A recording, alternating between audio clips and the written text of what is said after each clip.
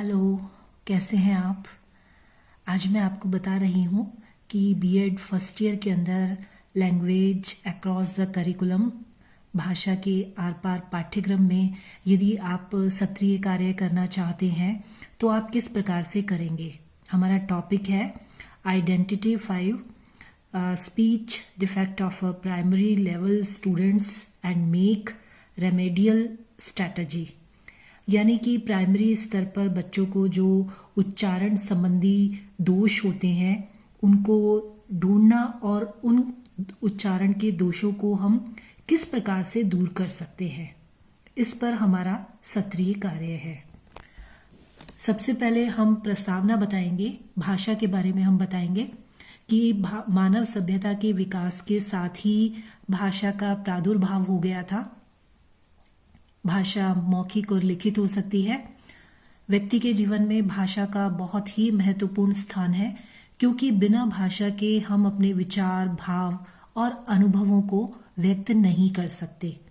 इस प्रकार से हम भाषा की विभिन्न जो परिभाषाएं पतंजलि के अनुसार और काव्यादर्श के अनुसार, सुकुमार सेन के अनुसार और भोलानाथ तिवारी के अनुसार जो भाषा की परिभाषाएं हैं वो परिभाषाएं हम यहाँ पर लिखेंगे, जैसा कि आप देख रहे हैं। फिर हमने जो है ये बता दिया कि वर्ण कितने प्रकार के हैं, व्यंजन कितने प्रकार के होते हैं, यहाँ पर हमने लिख दिया। और फिर हमने भारत में कौन कौन सी भाषाएं हैं, कितनी प्रकार की भाषाएं बोली जाती हैं, संक्षिप्त में हमने यहाँ पर थोड़ा बहुत इतिहास जो है उनका लिख दिया है, जैसा कि आप देख रहे हैं।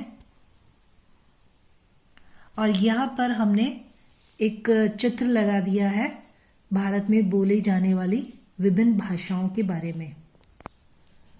देखिए, इस तरीके के चित्र को लगाने के पीछे उद्देश्य यही होता है कि हम जो सत्रीय कार्य कर रहे हैं वो सत्रीय कार्य आकर्षक होना चाहिए। फिर भाषा की खूबसूरती का मूल मंत्र है शुद्ध उच्चारण।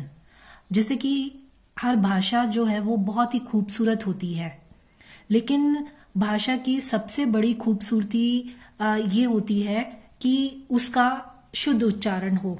यदि कोई व्यक्ति आप देखिए कि बहुत ही स्मार्ट है, बहुत अच्छे कपड़े पहने हुए हैं, लेकिन अगर यदि वो बोलता है और उसका उच्चारण अशुद्ध होता है तो हमें थोड़ी सी देर में ही हम बहुत ही असहज हो जाते हैं। तो ये देखिए कि यहाँ पर हम भाषा के बारे में थोड़ा बहुत बता रहे हैं, हिंदी के बारे में, उर्दू के बारे में।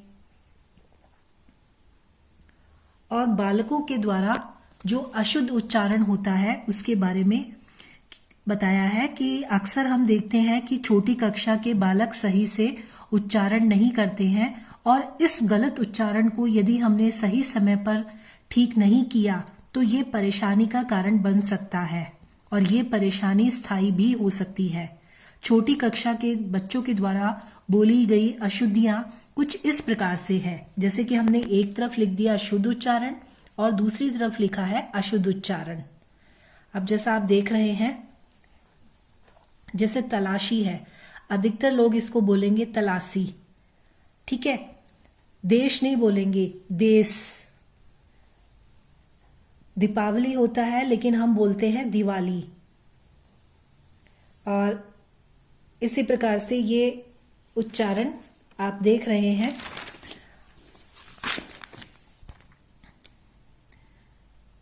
ये देखिए मेन जो है, देखिए ये जो श है इसको हम स के रूप में उच्चारित करते हैं, विषम नहीं बोलते, विषम।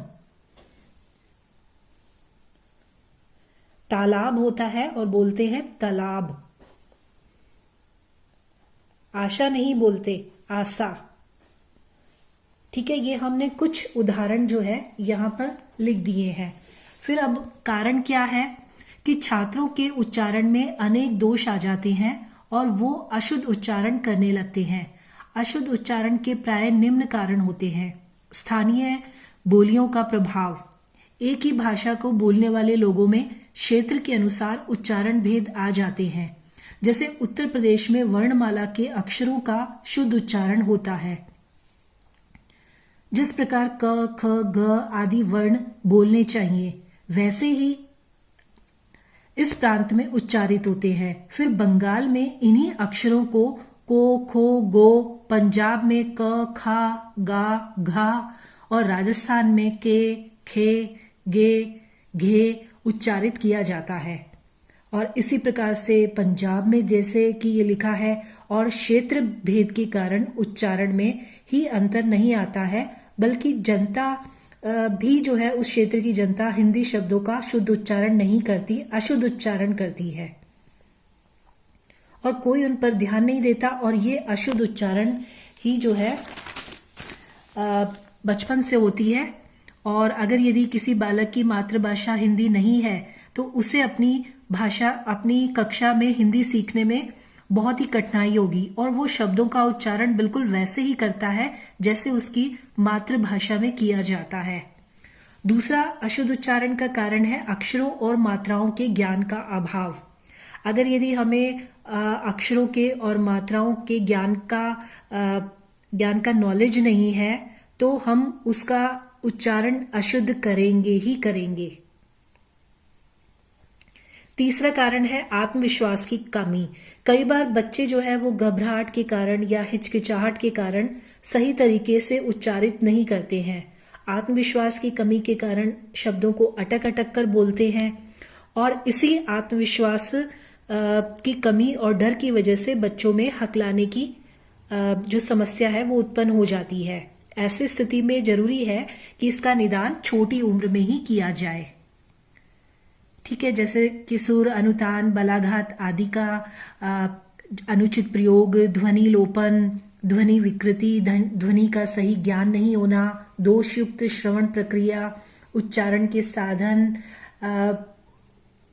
उच्चारण के नियमों का ज्ञान नहीं होना, अध्यापक द्वारा निर्देशन की कमी, शब्द लाघव यानी कि जल्दी जल्दी शब्दों को बोलना, ध्वनि विपर्य, किसी ध्वनि को उलट पलट देना और वर्णों का गलत उच्चारण, ये सभी कारण है अशुद्ध उच्चारण के कारण। ठीक है, ये हमने और उदाहरण लिखे हैं, जैसे कि र को ड, व को ब, श को स, छ, स को श, ज्ञ को ज्ञ कहते हैं। ये आप सभी देख रहे हैं। फिर हमने यहां पर लिख दिया उच्चारण के कुछ नियम है, जैसे कि हिंदी वर्णमाला की जानकारी होनी चाहिए। उच्चारण सुधार के क्या उपाय हो सकते हैं कि यदि शिक्षक चाहे तो छात्रों के उच्चारण सुधार सकता है और किस तरीके के उपाय वह करे कि बच्चों में उच्चारण संबंधी सुधार प्रारंभिक स्तर पर ही होना चाहिए, क्योंकि बाद में सुधारना बहुत कठिन हो जाता है। और जिन छात्रों का उच्चारण अशुद्ध है उनका उच्चारण, उनका अनुकरण अन्य छात्र न करें, इसका ध्यान रखा जाए। मौखिक कार्य का उच्चारण सुधार में विशेष महत्व है, अतः मौखिक कार्य जरूर करवाना चाहिए और छात्रों में शुद्ध उच्चारण करने की आकांक्षा जागृत की जाए। उन्हें उच्चारण करने के लिए, सही उच्चारण करने के लिए प्रेरित करना चाहिए। कई बार क्या होता है कि स्वयं अध्यापक ही अशुद्ध उच्चारण करता है और छात्र उसका अनुकरण करेगा ही, तो अध्यापक भी अपने उच्चारण पर ध्यान दे। और यदि आत्मविश्वास के कारण या संकोच के कारण या डर के कारण अशुद्ध हो रहा है उच्चारण, तो अध्यापक को चाहिए कि वो धैर्य के साथ काम ले और आवश्यकता हो तो विशेषज्ञ से भी परामर्श लिया जा सकता है। फिर उसके पश्चात है कि उच्चारण प्रतियोगिता का आयोजन होना चाहिए, आवश्यकता होने पर चिकित्सकों की सहायता लेनी चाहिए और उच्चारण के नियमों का छात्रों को ज्ञान करवाना चाहिए।